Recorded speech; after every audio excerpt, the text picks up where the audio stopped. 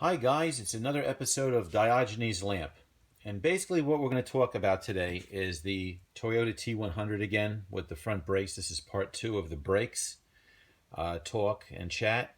Um, I inadvertently had mentioned on the last video that the brake calipers were defective. In fact, it's not really the brake calipers that are defective. It's the mounting plate that the brake calipers go onto, because when the brake calipers are on, there's not enough pad clearance to fit them properly. So I'm going to show you what I've come up with. Before, basically, this is one of the pads that came off, and the only reason why these aren't worn out yet is because the caliper seized on the inside. So I had to resolve that issue by changing the calipers. Of course, I'm just going to change the pads again. These are EBC yellow stuff. They're very good. I highly recommend them. But let me show you this. If you could see this edge here, this edge right there, that edge, basically what the problem is the brake disc comes up to about here. So what'll happen is this will build a ridge, and it'll give you the feeling that you have warped rotors, because what'll happen is it'll catch on the outside of the disc, and it'll move in and out this way, rather than you're thinking it's going this way, but it's not. It's going in and out this way. So there's a couple of things that can be done.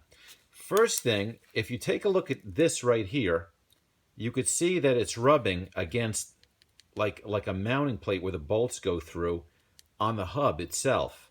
So what I devised to solve the problem, and this time I did it much better, and I've been solving this problem a bunch of times.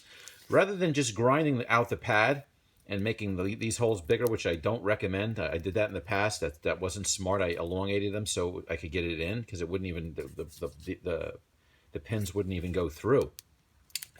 What I did is I determined that on the inner pad only, the inner pad means the pad that's closer to the engine of the car when they're on the car. The inner pad, this area here, as you could see, if you look close, it was rubbing on this one. I didn't know to really do much with this, but what you want to do is you want to get a pair of pliers. You want to twist this off. So, okay, so you won't have a wear sensor on the inside, but you'll have one on the outside, and you just keep an eye on them. I mean, I know after 20, 30,000 miles, you should look at them anyway. So you twist that off, then you grind this pin off that's here. You grind that off, and then you got to round these both out a little bit. This here, you round this out, and you round this out. You just do a little at a time, and just keep placing them back in till you get to a point where you got so little. You have like maybe the brake disc will come up to maybe like right there. It'll be almost like not even a millimeter, maybe half of a millimeter from the edge. So then what you do is you go into get your grinding wheel, and you just breathe. What you should do is when you just stick it in and put the pins in, and you get a like a felt tip marker, and just go along to see where the line is, where it's actually protruding, off the edge. Then at that point, you just go to your little grinder and do a gentle angle on here. Just cut a gentle angle with whatever's protruding. And actually, to tell you the truth, it wasn't protruding on the whole thing. It was just like half of it was protruding.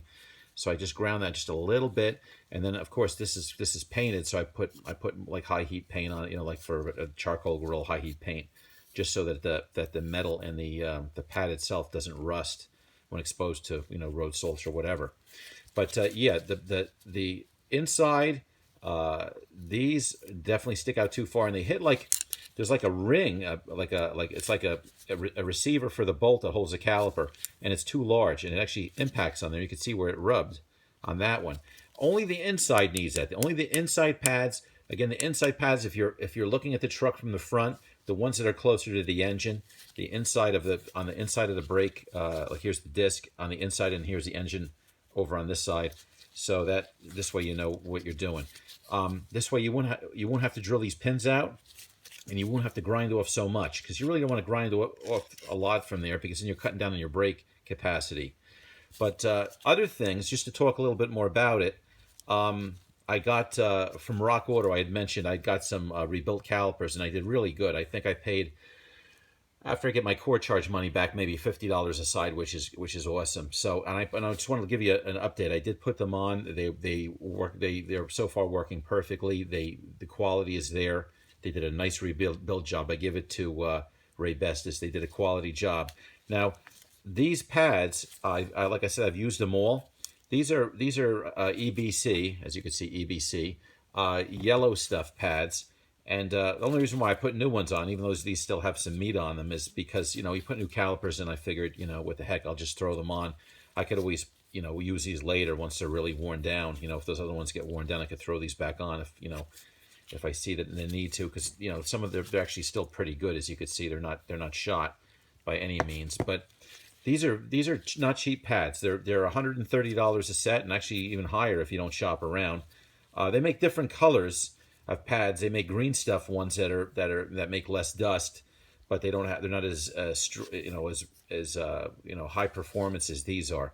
I find that they don't wear the caliper or the disc down rather that bad. And the best discs that I've used, although they're a little bit noisy, the power stop, not to be confused with power slot, which they're not bad either. But the power stop, I think they're a little bit nicer. The only thing is when you replace the pads, you have the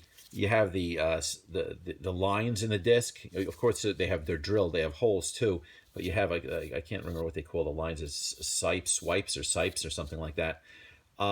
Basically, what you do is you get a wire brush while you got the caliper off, and you wire brush those sipes out because they get full of rust, and then they don't work. So when I did that as well, I got a wire brush. I cleaned those both out before I put the new set of pads on and the new calipers, and bled everything out. Yeah, basically that's it. That's the story that makes it, you know, a lot better. I mean, I don't know why Toyota didn't you know, either machine that area so that they fit properly. And I don't think it's the pads, because the other pads have had the same problem.